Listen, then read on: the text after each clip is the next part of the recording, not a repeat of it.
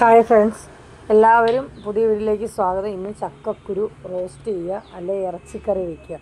ചക്കക്കുരു, ഇഞ്ചി, പച്ചമുളക്, വെളുത്തുള്ളി എല്ലാം ഞാൻ അരിഞ്ഞു വെച്ചിട്ടുണ്ട്. കണ്ടോ, അത് ഓരോന്നും പ്രത്യേകം കാരണം നമ്മൾ ഇറച്ചി എങ്ങനെയാണോ വയ്ക്കുന്നത്, അല്ലെങ്കിൽ ഇറച്ചി എങ്ങനെയാണോ റോസ്റ്റ് ചെയ്യുന്നത്, അതേ രീതിയിലാണ് വയ്ക്കുന്നത്. അപ്പോൾ ഇതെല്ലാം അരിഞ്ഞു വെച്ചിട്ടുണ്ട്. ഇത് നമുക്ക് ഒരു ചീനിച്ചട്ടി വെച്ചിട്ട് അതിനകത്തോട്ട് എണ്ണ ഒഴിച്ച് ഉലുവായും കടുവും കൂടെ പൊട്ടിക്കണം. അതിനുശേഷം ഈ അരിഞ്ഞ് വെച്ചിരിക്കുന്നതെല്ലാം നമുക്ക് ഇതിനകത്തിട്ട് ഇളക്കാം. എല്ലാം ഞാൻ അതിനകത്ത് ഇട്ടിട്ടുണ്ട്. ഇഞ്ചിയും പച്ചമുളകും വെളുത്തുള്ളിയും എല്ലാം ഇട്ട് നല്ലോണം വഴന്ന് വരട്ടെ കേട്ടോ. ഞാൻ നല്ലോണം വഴന്നെന്ന് പറയാൻ നല്ലോണം വഴന്ന് വരണം. നമുക്കറിയാമല്ലോ, ഉള്ളിയൊക്കെ മൂത്ത് വരുന്നതനുസരിച്ചാണ് ഇറച്ചിക്കറി ഉണ്ടാക്കിയാൽ എന്തുണ്ടാക്കിയാലും അതിന് ടേസ്റ്റ് ഉണ്ടാകും. വഴന്ന് വരാൻ വേണ്ടിയിട്ട് ഞാൻ ഇച്ചിരി ഉപ്പ് അതിനകത്ത് ഇട്ടിട്ടുണ്ട്.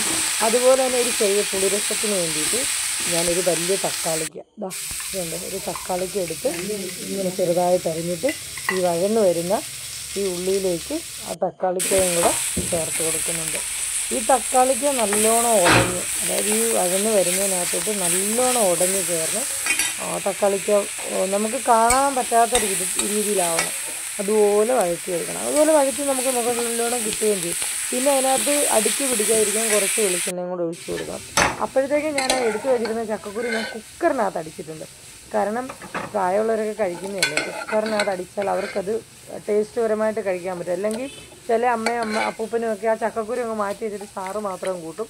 ഇത് ചക്കക്കുരു ഞാൻ അടുപ്പേ വെച്ചപ്പോഴത്തേക്ക് അതിനകത്ത് ഉപ്പും മഞ്ഞപ്പൊടിയും കൂടെ ചേർത്തിട്ടാണ് നല്ലോണം വെന്തിട്ടുണ്ടായിരുന്നു. നിങ്ങൾ കണ്ടല്ലോ. പിന്നെ അത് വഴന്ന് വന്നിട്ടുണ്ട്. അതിനകത്ത് ചേർക്കാനായിട്ട് മുളക് പൊടി, മല്ലിപ്പൊടി, മഞ്ഞൾപ്പൊടി, ലേശം ഉലുവാപ്പൊടി ലാസ്റ്റേ എടുത്തുള്ളൂ. അത് ഞാൻ വഴറ്റിയതിനകത്തോട്ടിട്ട് മുളക് പൊടി മൂപ്പിക്കുവാണ്. ഇത് നല്ല വൃത്തിയായിട്ട് ഇളക്കി മൂപ്പിക്കുന്നുണ്ട്. നല്ലോണം ഇളക്കി മൂപ്പിക്കുക. കാരണം ഇളക്കി മൂപ്പിച്ച് വരുന്നത് കൂട്ടിരിക്കും നമുക്ക് അതിന് ടേസ്റ്റ് ഉണ്ടാവുക. പിന്നെ എന്തേലും അടുക്കി പിടിക്കാതിരിക്കാനായിട്ട് നമ്മൾ കുറച്ച് വെളിച്ചെണ്ണയും കൂടെ ഒഴിച്ച് ഇളക്കി വൃത്തിയാക്കുക. നല്ലോണം മൂത്ത് വരണം.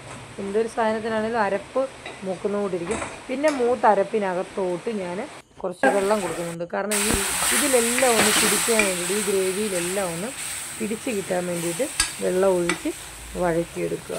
അത് എന്ത് കറി വെച്ചാലും വെള്ളം ഒഴിച്ച് യോജിപ്പിച്ചിട്ട് വേണം നമ്മൾ അതിനകത്ത് ചേർക്കാനുള്ളത്. അത് വഴന്ന് വന്നപ്പോഴത്തേന് അതിൻ്റെ കളറ് മാറിയുണ്ടോ. നല്ല ശുദ്ധമായ കരിവേപ്പില നമ്മുടെ പറമ്പിലുള്ളത് തന്നെയാണ് പറിച്ച് അതിനകത്ത് ഇടുന്നത്. അപ്പോൾ കറിവേപ്പിലയും കൂടെ ചേർത്ത് നമുക്ക് വഴറ്റിയെടുക്കാം. നല്ലോണം വഴന്ന് വരട്ടെ.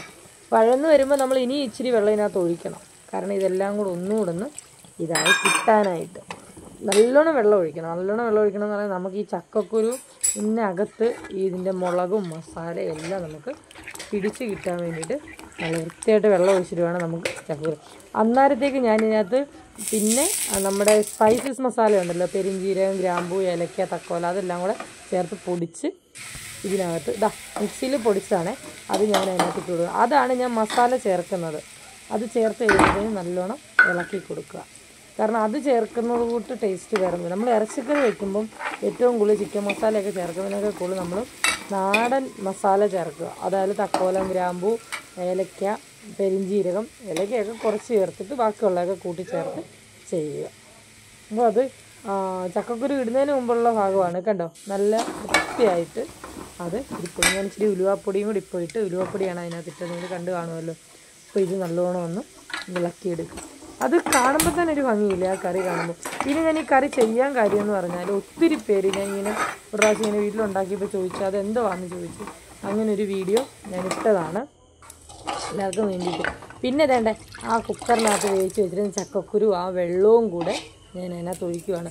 ഇത്രയും വെള്ളം ഉണ്ടെങ്കിൽ അത് വേണം. കാരണം എന്താണെന്ന് വെച്ചാൽ ആ ചക്കക്കുരുവിന് മസാലയൊക്കെ പിടിച്ച് വരണമെങ്കിൽ ആ വെള്ളത്തിനകത്ത് കിടന്ന് അത് തിളച്ച് നല്ലോണം കുറുകി പറ്റണം. പറ്റിയതിന് ശേഷമായിരിക്കും നമുക്ക് അത് നല്ലതായി കിട്ടുക. നോക്കിയേ, നല്ലോണം തിളച്ച് വരുന്നുണ്ട്, നല്ലതായിട്ട് തിളയ്ക്കുന്നുണ്ട്. തിളയ്ക്കെന്ന് പറഞ്ഞാൽ നല്ല മണവും വരുന്നുണ്ട്. ആ മസാലയുടെയൊക്കെ നല്ല സൂപ്പർ മണം.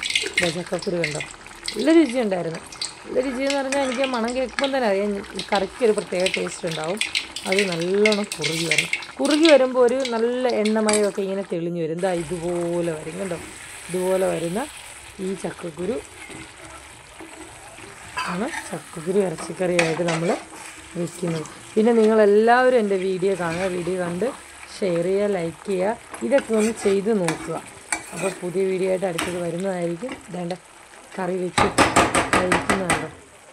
അതൊന്ന് കണ്ടു നോക്കി, എന്ത് ഭംഗിയാണ് അത് കാണാനായിട്ട്, നല്ല രുചിയുണ്ട്. ഞാനിതുണ്ടാക്കിയതിന് ശേഷം അഭിപ്രായത്തിനായിട്ട് ഞാൻ ചേച്ചിയുടെ കൊടുത്തിട്ടുണ്ടായിരുന്നു. ചേച്ചിക്ക് അത് ഇഷ്ടപ്പെട്ടു. ഇപ്പം ഞാനിത് ഉണ്ടാക്കാൻ കാര്യവും ചേച്ചി എന്നോട് പറഞ്ഞു, രമ്യ നമുക്ക് ചക്കക്കുരു വയ്ക്കാം. പിന്നെ ചേച്ചിയുടെ അമ്മയും ആരാണ്ടൊക്കെ ചോദിച്ചിട്ടുണ്ടെന്ന് പറഞ്ഞു. അപ്പോൾ അതിൻ്റെ പേരിലാണ് നോക്കിയിട്ട്. അപ്പം ഇത് എല്ലാവരും ഉണ്ടാക്കി നോക്കുക.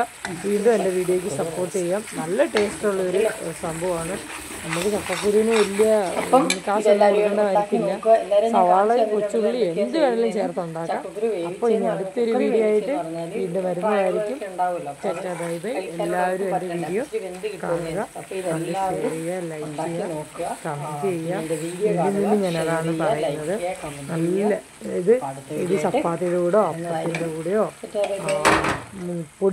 പുട്ടുണ്ടാക്കുന്നതിൻ്റെ കൂടെയോ ഒക്കെ കഴിക്കാൻ നല്ലതാണ്. എല്ലാവരും ചെയ്ത് നോക്കുക. Tata bye bye. വീണ്ടും വരാം.